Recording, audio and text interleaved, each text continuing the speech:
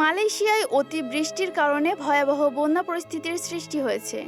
এমন পরিস্থিতিতে ৯ রাজ্যের লক্ষাধিক মানুষকে নিরাপদ স্থানে সরিয়ে নেওয়া হয়েছে। বন্যায় এখন পর্যন্ত ৩ জন নিহত হয়েছেন। প্রতিবেদনে বলা হয়, স্থানীয় সময় শুক্রবার সেখানকার ন্যাশনাল ডিজাস্টার কমান্ড সেন্টারের পক্ষ থেকে এক বিবৃতিতে জানানো হয়, ৯টি রাজ্য জুড়ে ২৮,০০০ পরিবারের ৯৪,৭৭৮ জনকে ৫২৭টি অস্থায়ী আশ্রয়স্থলে স্থানান্তর করা হয়েছে।